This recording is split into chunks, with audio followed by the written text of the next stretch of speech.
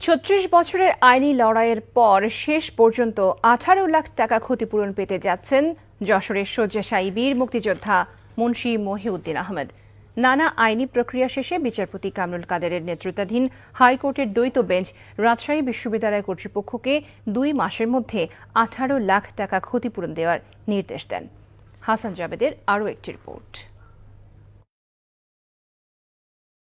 ১৯৮৫ সালে রাজশাহী বিশ্ববিদ্যালয়ের অধিভুক্ত যশোর শহীদ মশিউর রহমান কলেজ থেকে এলএলবি ফাইনাল পরীক্ষা দেন বীর মুক্তিযোদ্ধা মুন্সী মহিউদ্দিন আহমেদ।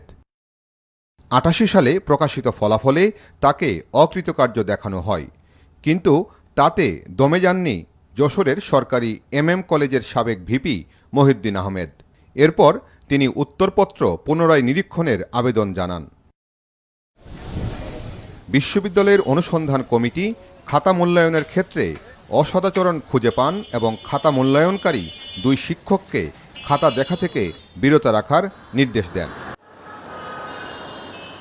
এদিকে নিজের অধিকার প্রতিষ্ঠায় আদালতের শরণাপন্ন হন মহিউদ্দিন আহমেদ।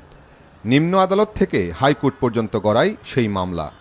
বর্তমানে তিনি শয্যাশায়ী, তাই অসুস্থ বাবার মামলা চালিয়ে নেন ছেলে সৌম্য।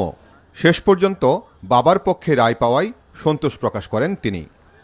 তার প্রথম স্ট্রোক হয় 2010 সালে এবং সে তার সন্তান, পরিবার, মেন্টাল অ্যাগনি নিয়ে একটা মানসিক যে কি ক্রাইসিস গিয়েছে সেটা বলে বোঝানো যাবে না। একটা আইডেন্টিটি ক্রাইসিস কতটা আমরা ফেস করেছি, একটা মানসিক যে যন্ত্রণা আমি ফেস করেছি, আর সেখানে আমার বাবা কি পরিমাণ ফেস করেছে আপনাদের কাছে প্রশ্ন রাখলাম। এই রায়ে আমরা অবশ্যই সন্তুষ্ট।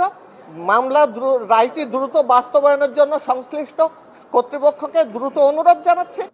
রায়ের পর প্রতিক্রিয়ায় আইনজীবী বলেন, মহিউদ্দিনকে তার সময় এবং পরিস্থিতি ফিরিয়ে দিতে না পারলেও দীর্ঘ অপেক্ষার অবসান হলো এবং তিনি ন্যায় বিচার পেলেন।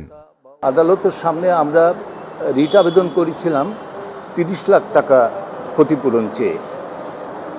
আদালত বিচার বিশ্লেষণ করে দীর্ঘ শুনানির পরে ১৮ লাখ টাকা মঞ্জুর করেছেন এবং বিশ্ববিদ্যালয়কে এই মর্মে নির্দেশ দিয়েছেন যে আগামী রায় পাওয়ার ৬০ দিনের মধ্যে মহিউদ্দিনকে এই ১৮ লাখ টাকা দিয়ে দিতে হবে।